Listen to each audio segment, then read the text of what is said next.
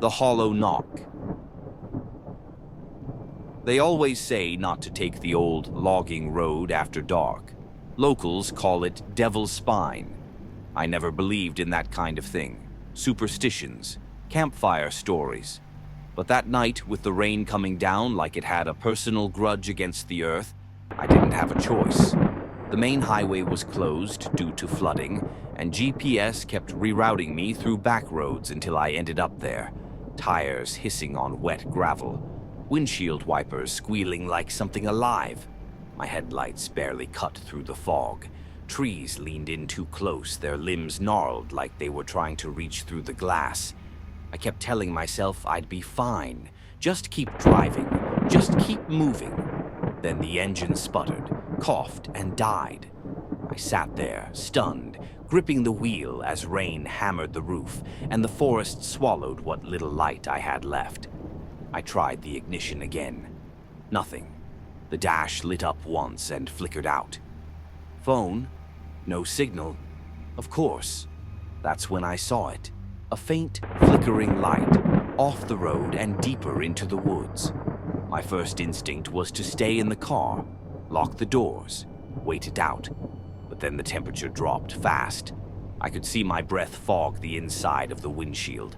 The hairs on my neck stood up, and suddenly the car didn't feel safe anymore. It felt like a coffin. I grabbed my coat and flashlight and stepped out into the storm. The cold rain soaked me instantly, running down my neck like ice water. I followed the light, slow at first, slipping in the mud, my breath coming in ragged clouds. The forest was too quiet. No birds, no rustling. Just the sound of rain and the sucking squelch of my boots in the soft earth. The light led me to a small cabin in a clearing, crooked and old like it had been forgotten by time. Moss clung to the roof, and the windows were so fogged I couldn't see inside. But the light was coming from there, a warm amber glow through the slats. I stepped onto the porch. It creaked under my weight. I knocked once. No answer. I knocked again, louder.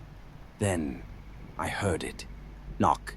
From behind me. Slow, hollow, too close. I spun around, flashlight shaking in my hand. No one. Nothing but trees and darkness and the sound of rain. I tried the door. It was unlocked. It creaked open on its own, just enough to show me the warm flicker inside, like candlelight. I hesitated.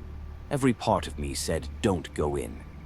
But the cold was unbearable, and something about the woods behind me felt wrong, like I was being watched by something with too many eyes.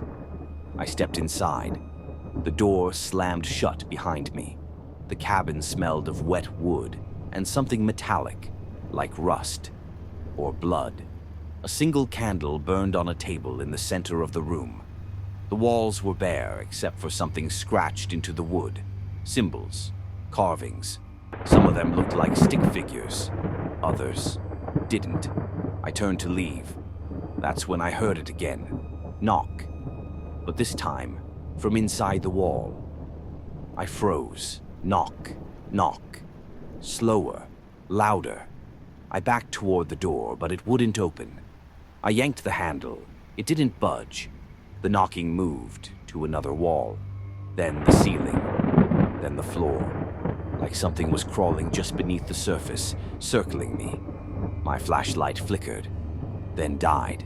I was plunged into blackness, except for that single candle. And then, I heard it. Breathing. Not mine. I don't know how long I stood there, too afraid to move. But when the candle finally went out, I felt it, cold fingers brushing the back of my neck. I screamed, I think. I don't remember. I woke up the next morning outside, lying in the mud near my car. The engine started like nothing had ever been wrong. I drove like hell until I saw other cars again.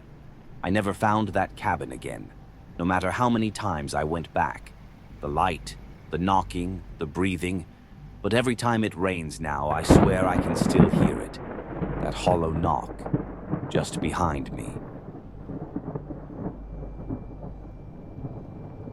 The sound in the walls. I moved into this old house in the middle of nowhere after my divorce. It was cheap, too cheap, but at the time I didn't care. I just needed space, quiet, and a place to forget. For the first few nights it was perfect. Just me, the wind, and the creaking floorboards. But then I started hearing things. It began with scratching in the walls. I figured it was mice or maybe a raccoon. Old houses come with those kinds of problems. I set traps called pest control. No luck. The sounds kept coming always at night. Scratching. Slow, deliberate. Like something with fingers instead of claws. Then came the whispering. It started faint, like the voice of someone standing just behind the wall, speaking in a language I didn't understand. I thought I was losing it. I even recorded it one night just to prove to myself it wasn't real. When I played the recording back, there was a voice, but it was my own, speaking words I never remembered saying. The next night, I stayed up. I sat in bed with the lights off and waited. Around 2:47 a.m., on the dot, I heard it again. A long, low, dragging sound inside the walls, like something was pulling itself through the narrow space. Then silence, and then a knock. 3 knocks, right behind my headboard. I jumped up and turned on the lights. The room was empty, but on the wall, there were fingerprints, long, thin, oily prints, like something had pressed its hand against the plaster from the inside. I should have left then. I know that now. The night before I finally did leave, I had a dream, or what I thought was a dream, of waking up and seeing myself sitting on the edge of the bed, facing away. Same hair, same pajamas. The other me turned slowly with a smile that was wrong, too wide, too many teeth, and whispered, "Let me in." When I actually woke up, I was standing in the hallway. The bedroom door was closed behind me. I never closed it. On the other side, I heard breathing. I left that morning, never went back. But sometimes, late at night, when I can't sleep, I still hear scratching in the walls. And sometimes, I talk in my sleep, but it's not my voice. Not anymore.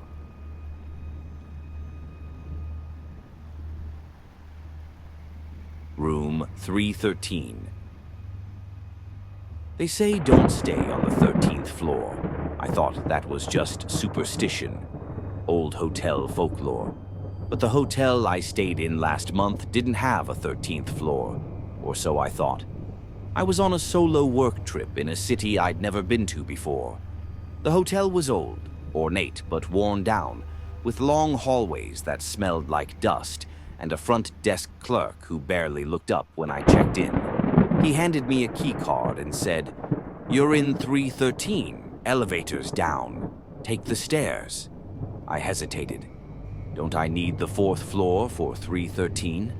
He looked up just for a second. His eyes were too wide. "No," he said. "It's on its own."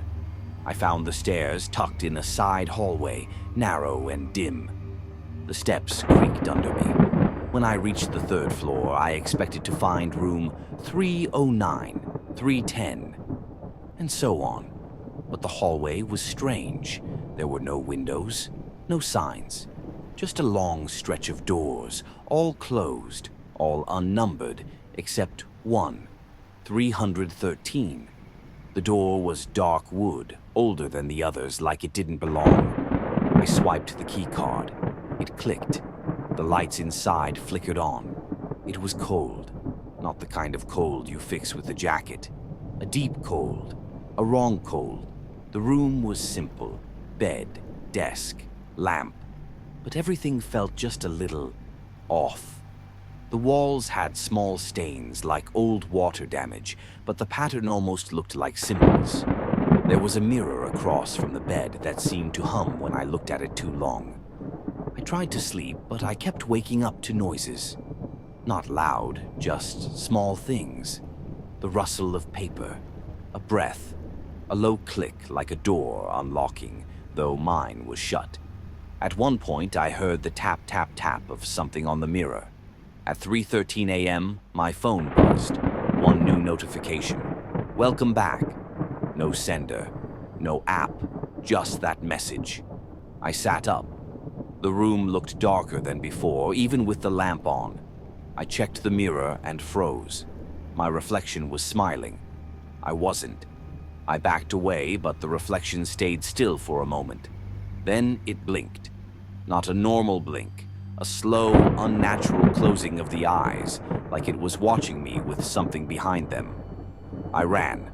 Down the hallway, down the stairs. I didn't stop until I hit the lobby. The front desk clerk was gone. So was the front desk. I stumbled out into the street. The sky was lighter. Dawn. I never went back. When I tried to report the hotel, no listings, no records, nothing. Room 313 doesn't exist. The building, they told me, was demolished 5 years ago after a fire. But every now and then I get a notification on my phone. Same message, same time. 3:13 a.m. Welcome back.